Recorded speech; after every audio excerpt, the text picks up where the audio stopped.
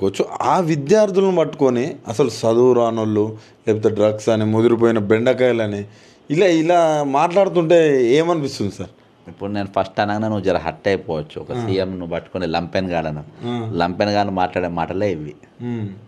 అర్థమైందా? కాలేజీలుగా నిలబడి కాలేజీ ఆడపిల్లల లైటింగ్ ఉండేటువంటి తీసుకొచ్చి ముఖ్యమంత్రి చేస్తే ఇట్లా ఇలా అన్నిటికన్నా నాకు బాధ నేను ఇలా సంతోషంగా ఎందుకున్నా అంటే ఆ కాంగ్రెస్ పార్టీలో 34 ఏళ్ళు ఉన్నటువంటి నేను ఆ కాంగ్రెస్ పార్టీలో లేనందుకు నేను సంతోషపడ్డా. అరే ఇంత పెద్ద కాంగ్రెస్ పార్టీ బ్రదర్, నేను అంటే కాంగ్రెస్ సభ్యుడిని కాదు, నేను కాంగ్రెస్ పార్టీ ఐడియాలజీల సభ్యుడిని.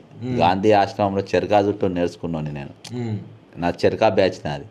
ఇంకోటి ఏంటంటే వాళ్ళతో నేను లోపల ఇంటర్నల్గా నేను వర్క్ చేసినోండి నేను అధిష్టానంతో, వీళ్ళతో కాదు. అసోంటిది కాంగ్రెస్ ఇంత అవినీతి గురించి కానీ లేకుంటే దేశాభివృద్ధి కానీ ఇంత చెప్పేటోళ్ళు ఒక రెడ్ హ్యాండ్గా దొరికిన ఒక ముద్దాయిని తీసుకొచ్చి ముఖ్యమంత్రి వీళ్ళకేం కర్మ పట్టింది అనుకున్నా. సరే టైం బాగలేక చేసిందే అనుకున్నాను. మరి మారతలేడు కదా. పొట్ల కాయ రాయి పొడుగు రాను గట్ట నీళ్ళ తోడ వంక లేక పెరుగు కుక్కతోక గట్ట కుదురు నా చక్కగా లేదు కుదరది నేను ఇట్లనే ఉంటానని ఆయన ముఖ్యమంత్రిని తీసుకొచ్చి పెట్టారు. నాకు కాంగ్రెస్ పార్టీ మీద జాలేసింది.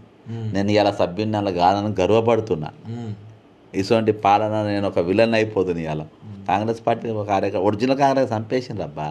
ఒరిజినల్ పార్టీని ఒరిజినల్ కార్యకర్త చంపిపడేసారు.